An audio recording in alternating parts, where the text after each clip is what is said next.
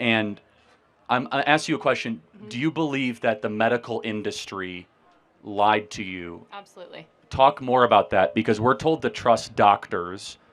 And if you, what would you have done? Would you have brought that baby to term? What, because 18 weeks is before a baby can usually survive outside of utero. Correct. But so giving birth to her, I was holding this little child. I mean, she was a baby. She had hands and nails, and I mean, she was alive. And in holding that baby, I knew, I was like, well, I had no right to take her life. And I felt like I was put in a position to choose that. And my mom, she talks about how she's like, I'm sitting there listening to a doctor say that my daughter's going to die. And I didn't know what to do. And so we all felt this pressure and this pushing to abort my daughter. And that wasn't the case. I think that death just is, we've been so brainwashed that death isn't a big deal. Abortion's not a big deal. It's just, it is what it is. The doctor looked at me and he said, hopefully I see you again in a year. Like, it was just, So. You said people want to solve the problem as much as I do. Let me give you another example. I want to eradicate all abortions. Do Democrats? No. Oh, so they don't want to solve the problem. But the problem with the hold on, abortion... no, that's important. So now you said we want to both solve the problem. I want to limit unjust human suffering and stop the Holocaust of our time, called the 1.5 million abortions every single year. Democrats think it's cool and they want to subsidize with taxpayer dollars. We don't want the same thing. They want to stop death. Women who do not get abortion, this health literally death? get hurt. They have to wait till they're septic in order to get help. Wait, hold on.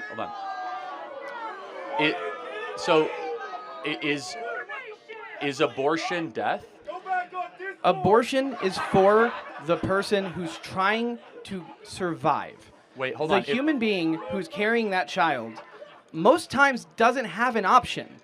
They're almost at the point to where if they don't get this, they will die. Wait, hold on and a second. They often no, do. No. I allowed you. 99.9% of all abortions are not because of even incest, rape, or life of the mother. There are only a couple hundred cases of life of the mother every single year, and there are 1.4 million abortions every single year. 99.9% of the time, according to the abortion-funded Guttmacher Institute, these are abortions of choice. These are abortions that have become a form of birth control. Nobody chooses to have an abortion. They have to.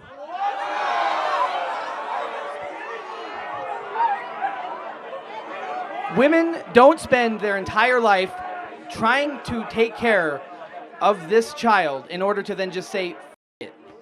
I have to say, that's one of the most outrageous things I've heard in 12 years of doing this.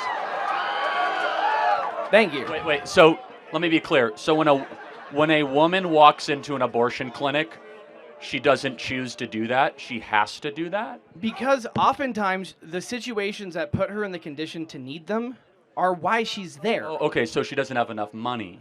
It's a myriad of factors. First of all, most of the time people go to abortion clinics, they don't have the resources in order to actually care about the ability to take care of... Okay, so let's pretend you're right, which you're not, because we have food stamps, we have Section 8 housing, we have charitable help. Which they don't give out easily. Well, no, actually, we do very easily. But let's pretend you're right. I grew up in government housing. I literally know for a fact that more people than not get...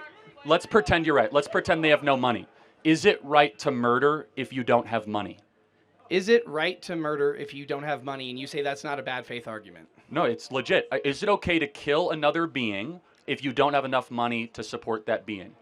Are you saying that when a person is in the hospital because they know the fetus won't be viable, but hold on, that they know the fact that the child will die?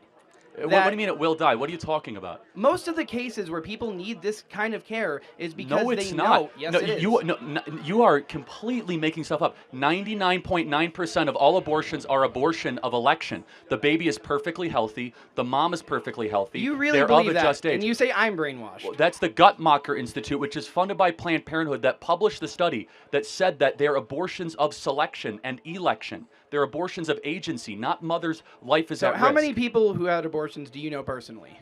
A couple. And they all regret having abortions, actually. I'm a medic. Do you know how often it is difficult to see these people not able to take care wait, hold on. of You're their a medic? own body? Yes. Wait, hold on. You're a medic and you really don't know what you're talking about. That's horrifying. I mean, so let me ask you this question. So since you're a medic, when does brain waves begin for a baby? Within the first 4 weeks. Yeah, okay. So brainwave, how about heartbeat? 6 weeks. Right. So how is that not a life if it has a heartbeat and brainwaves? When you have this child inside you, right? The baby is supposed to Oh, be. it's called a baby now. Oh, not a fetus. So wait, if it's a baby, that means it's murder. So if you care about children, Oh, now it's a baby. We got him, everybody. You see, this is the key of the abortion argument. It's a fetus, it's a clump of cells, but every so often they'll use the word baby, and you and I both know babies deserve constitutional protection then where is against the help murder. for them once they're born? The help? I'll tell you the help. We give them Medicaid. We give them charitable assistance. There's people, by the way, we know we have 2 million people on the adoption waiting list. Two times as many people on the adoption waiting list than abortions every single How year. many people do you know actually adopted a child? A lot, actually. How many of you guys were adopted? A lot of people. Look at all these miracles of adoption around you. Praise God that your mom didn't have an abortion. Praise God your mom didn't have an abortion. Praise God your mom didn't have an abortion. These are all miracles that I'm glad that your mom had the courage to put you up for adoption and have somebody else raise you so that you could be here today and enjoy life. We are the crusaders of life. The Democrats are the cult of death. They just want people to be able to live without having to suffer. You have not addressed at all the women who are literally going No. septic. Well, they hold on. do. And Let- you literally know for a fact that they get septic, go into Well, the hold on. hospital, First and then of all, let's literally talk about the die septic in the thing. parking lot. No, okay. Why is that okay? These cases are so exceedingly rare. They're not. Let me address it. You're talking about 10 or 12 cases a year and 1.5 million abortions a year. No person in this Those audience. numbers aren't accurate. No, they are actually. 1.5 million. Yes, they're. I they- needed a but- medical abortion because me and my baby were going to die. Yeah. As soon as I had that abortion. Come on up to the microphone. Tell him. Yeah, come on up. Why don't you tell him this? Yeah. So my doctor. Talk in the mic. My doctor told me that me and my baby were going to die if I didn't get an abortion. And was At he wrong? 18 weeks. After I had the abortion, my doctor informed me that my life was actually not at risk, and I was fully liable for paying for the entire abortion. So what about all the people who aren't you? What about the They people get who my- do No. get very sick and die, like Well, hold Lori on. Tomlin? But no, we are talking about a couple. Just so you're clear, you are arguing on the extreme of the extreme. How about this? Let's come to some common ground. Let's say abortion can be legal if the mother's life is in danger. Would you then say outlaw all the other abortion? That is not a good faith argument. Hold on. Because because you've been going all in. All of your chips are about life of the mother. So I will grant it for you. Let's say no abortion, life of the mother. Okay, but then therefore it's perfectly okay if you say your life is at risk. You can get an abortion. Shouldn't all the other abortions be illegal then? If you have the social system set up to actually help these people raise the children, there wouldn't Oh, be an so issue. it would be like I don't know, food stamps. Like, Which people can't get because they get denied on a regular basis.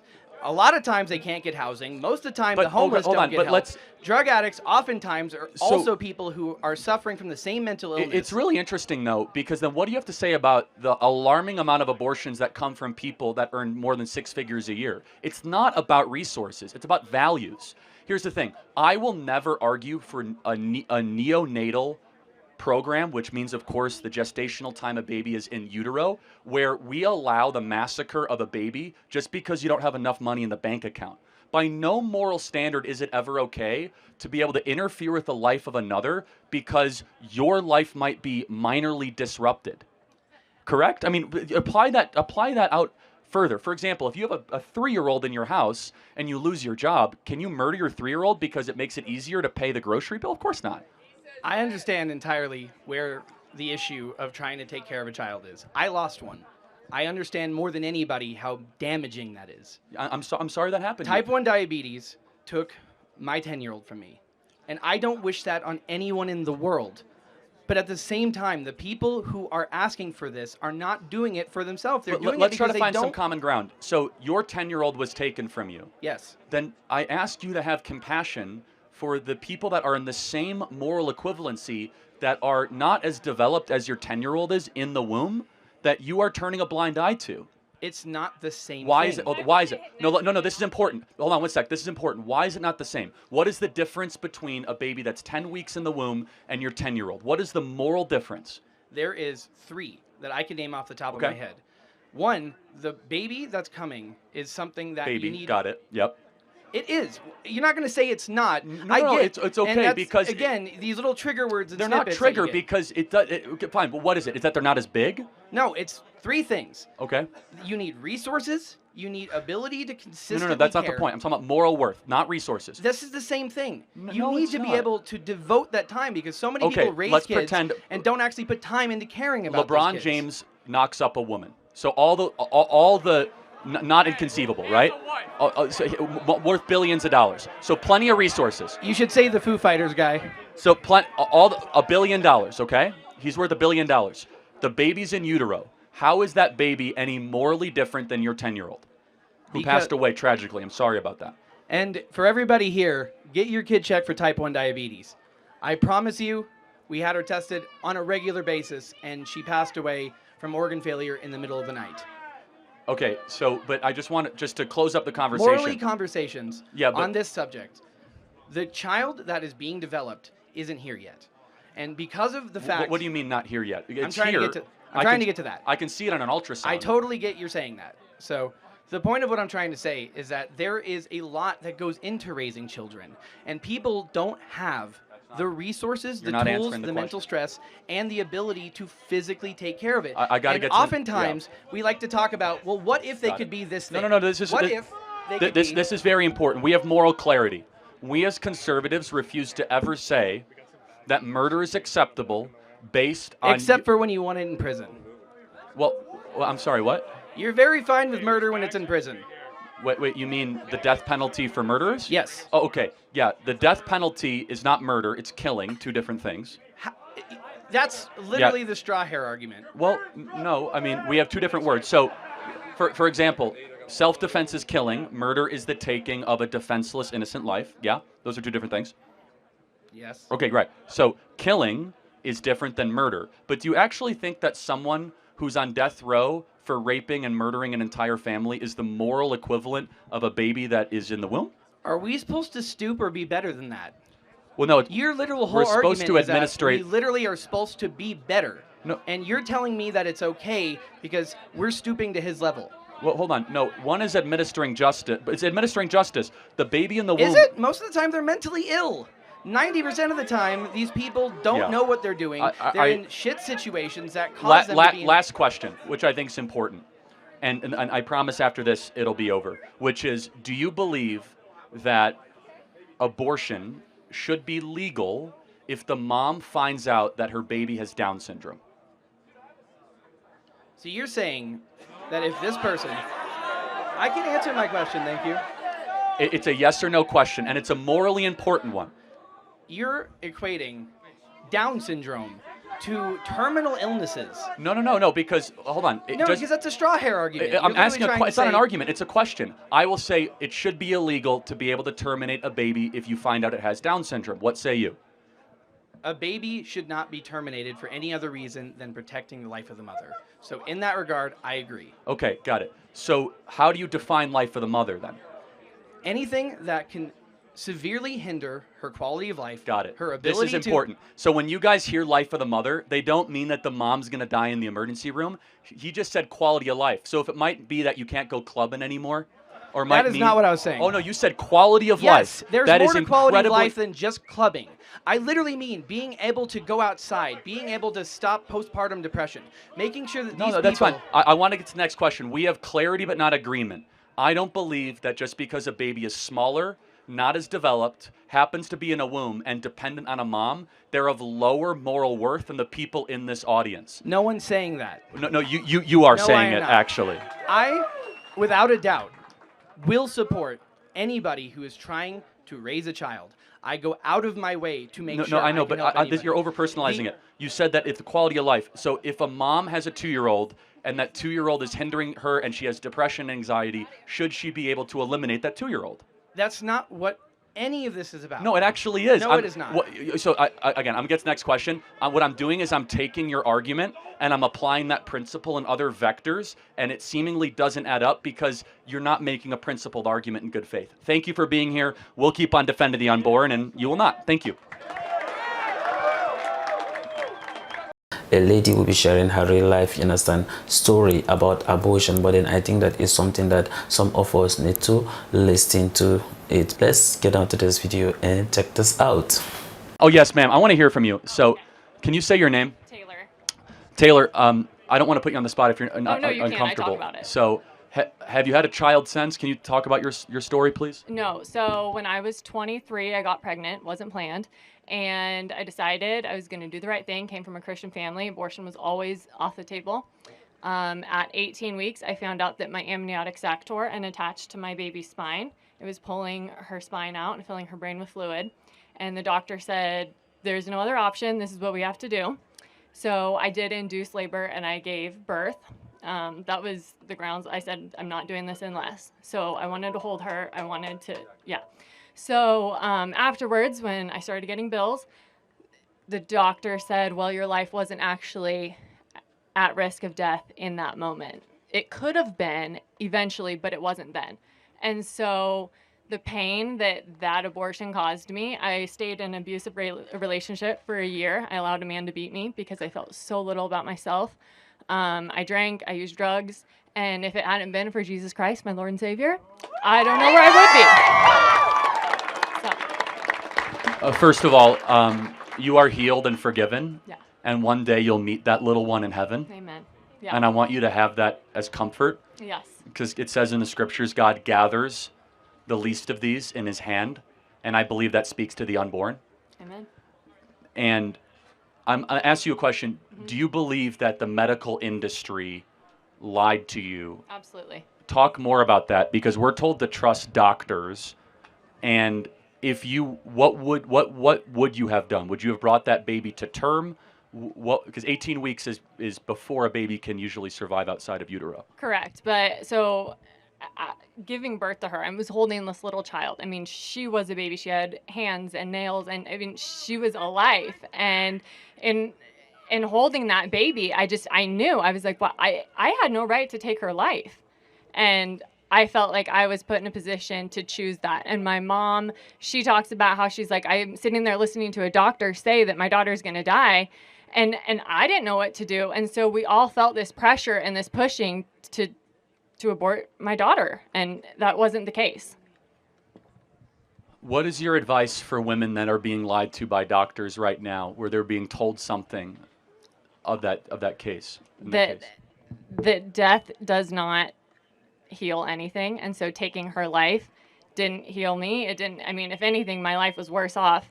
I wish that I had gone to term. I wish that, I wish that if she was going to pass, I wish she had passed in me without me choosing to take her life, is what I wish would have happened. And I do know a woman who shared her story with me, and she chose that route, and she didn't die. I mean, nothing happened, but she did pass the baby naturally as well, and the baby died naturally in her. But I meet hundreds of women that, first of all, doctors say that your baby will die, and that's just not true. The baby ends up being perfectly healthy. Why do you think doctors are so intent on death? Like, what is that all about? Well, I think that at the end of the day, it is money in their pocket. I hate to say it, but abortion is money. And I mean, I think that death has been so, Okay. I think that death just is, we've been so brainwashed that death isn't a big deal. Abortion's not a big deal. It's just, it is what it is. The doctor looked at me and he said, hopefully I see you again in a year. Like, it was just, So. Thank you for sharing your story. I know how hard that is. And I hope that it's part of God's plan to bless you with more children.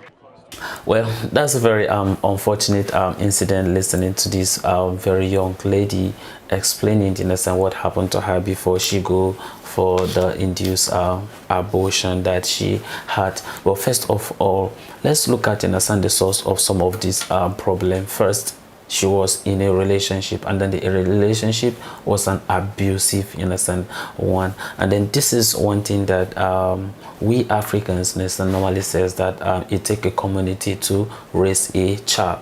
This information is actually for parent or guardian. If you are actually taking care of people, then I think that this information in a sense is for all of us, because this lady, first of all, she was in an abusive relationship, and then that resulted for the man to be beating her, and then that resulted for her in a sense to start having problems, you understand, with the pregnancy, before we can talk about, you understand, the health industry, to whether the doctor in a sense saying that she should go for abortion, to whether it is right or wrong. So first, in a sense, I want us to tackle, you understand, the source first. The source is abusive relationship. How can we prevent this type of relationship? Now, many women, you understand, have find themselves, you understand, in this type of situation, that this very young lady, you understand, find herself to the point that she end up, you understand, losing her child. And then that is the reason why when I start up, you understand, when I start talking, you understand, in this video, I says that it takes a community to raise a child, and then we believe this, you understand, in Africa is not just only for parent or only for guardians, but then it's for the whole community. Now it's now left for us, or every parent or every guardian, to educate, you understand, their children, their sons, and then even the women, not to raise hands, you understand, on women. By so doing, understand, we can be able to like help prevent some of these things, and then immediately we begin to look at, you understand, our spouses or the people we have a relationship, you understand, with, as our own sister or as our own body. At that point in time, you understand, we are not going to raise our hands, you understand, on them. Talk more of, you understand, us talking about, you understand, beating them up to the point that they can end up, you understand, having problems, you understand, when it comes to them have been pregnant, and then because of the abusive relationship or how we treat them, you understand, making some of them, you understand, to have miscarriage. I think that is not, you understand, actually a good thing, because if things like that, in a sense, was handled well, first of all, she could have not even have problems, in a sense, with her pregnancy. Talk less of to talk about, in a sense, going to the doctor to seek for advice, that he was saying that she have to go for the induced, in a sense, abortion that she end up, in a sense, doing. Now, to whether the doctor's, in a sense, advice was good or bad, in a sense, I can't be able to ascertain, in a sense, to that. But then if we look at, in a sense, it, in a sense, this very way, even though according to the Christians, in a sense, faith, of course, we could not, in a sense, encourage, in a sense, people for them to go into, in a sense, abortion, because we feel that children, in a sense, are blessings, and then since they are blessings, irrespective of how, in a sense, they come, is better for us, in a sense, to allow them, in a sense, to live, and not just about us, in a sense, taking their lives. Since, of course, we all have these programs and this adoption, you understand, list, people are even waiting and wish, you understand, they have children. So instead of, you understand, to terminate, you understand, such, you understand, pregnancy is not something that we are encouraging. But nevertheless, the story of this very young lady was a very touching one, because if she could have not been, you understand, in an abusive, you understand, relationship, her daughter could have survived, because as she was talking about, you understand, when after the induced, you understand, abortion, how she was holding the baby and all those things, it was so very emotional. And then for people, you understand, whom wish, you understand, to bear children or to have children, you understand, listening to her story, you understand, it really touches, you understand, my heart. I don't know, you understand, for some of you who are actually listening, you understand, to this very story, but then I was so much, you understand, touched about what this young lady, you understand, was discussing about her experience. And then for the health, you understand, industry itself, well, I know that circumstances, you understand, makes people, you understand, to take some kind of decision, but then I feel that instead of them to maybe to be in rush to suggest that people, you understand, should go for the induced, you understand, abortion, I would be like, maybe probably if you go to the hospital, and then maybe probably some of these health, you understand, pathologists, you understand, give you an advice on what you need to do, I think that maybe probably you should go to another hospital, run a test, let them run a test, you understand, on you, to see if they are going to give you same information before you make a decision. Because if you look at it, the doctor says that, of course, her life, you understand, will be at risk, so the best thing to do is for her to go or to opt for the abortion. But then one thing that makes me feel bad was when the lady says that after the abortion and everything, when she was going, then the doctor says that, I hope to see you in a year's time. So it means that he was just praying for such strategy to happen for people like that, you understand, to come to the hospital so that they can be able to perform some of this induced abortion on them, so that them too can also gain money. Like, I feel that we don't have to be playing with people's, you understand, life like that. I feel a little bit hurt, you understand, for hearing, you understand, a doctor, you understand, saying such, you understand, a thing. It's not, you understand, a good thing. And then the lady is actually mourning whatever, you understand, that happened. And then you are there, you understand, praying that, of course, that she should come back, you understand, in a year time. I think that, you understand, it was not nice like that. So that's why I am suggesting that in situations like this, when you go to a hospital and then they run a test on you and they told you that this is what it is, maybe probably you need to undergo this artificial abortion, or should I say induced innocent abortion, then it will be a good thing for you to go to another hospital for them to check the problems or check the situation and see if, you understand, they are going to give you a different, you understand, result before you take a decision. Because the moment they told her that she won't be able to survive it, and then it was for her to choose between the baby and her life, you know, and in that kind of situation, and then her parents were like, oh nah, then maybe probably they should rather save her, you understand, and not, you understand, the baby. And then from there they end up, you understand, making whatever decision, you understand, to make, and then to whatever the doctor was saying, to whether it was right or wrong, we do not know. But it is only God, you understand, that knows better. And then one thing, you understand, I'll have to say, or I want to say to some of this health industry, is that I know that, of course, your work, you understand, demands you to make this kind of harsh decision when people, you understand, found themselves, you understand, in this kind of situation. But let's not allow money, you understand, to make us, you understand, forget about our values, or to forget that we are human first, and then therefore put the money first, you understand, and then therefore the life of the people now become, you understand, seconds. No, please, let's put the life of the people, you understand, first, and not, you understand, necessarily about money, because we are actually, you understand, playing with people's, you understand, life, which I feel that, you understand, is not, you understand, a good thing. So please, let's take it easy, in as much as, of course, we know that, of course, we need to work, we need to do things, you understand, in order to make the money, in order for you to even have your own living. But nevertheless, let's not be playing with people's life because of all these things, and make her to end up, you understand,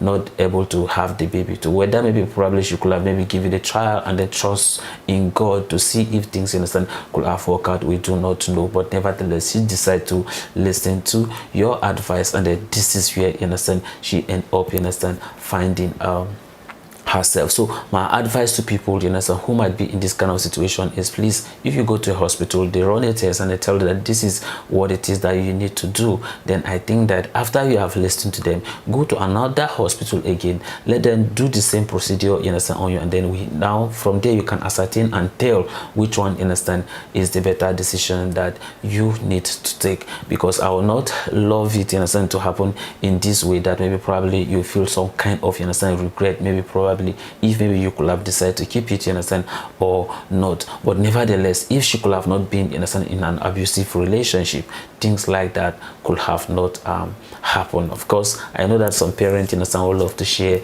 their thought and opinion concerning this. And just like how I say that we in Africa, we could say that it takes a community to raise a child. So please don't be, you understand, in rush, you understand, when you are making a decision when it comes to having a life partner, because when you get it wrong, this is where you are going to end up, you understand, finding yourself. If you feel that, of course, the person, you understand, is having issues or having problems when it comes to temperament, it will be a good thing for you to seek an advice, you understand, from a counselor or from your parent or your guardian first before making a decision to go on, you understand, to get married to someone else. Otherwise, sometimes some of these things, you understand, could lead to divorce and some of these things. So to prevent some of these things, it will be better, you understand, for you to take your time, you understand, in making such a decision, or take your time to try to know the person, you understand, to some point. And then that is the reason why some maybe churches could say that maybe probably go for counseling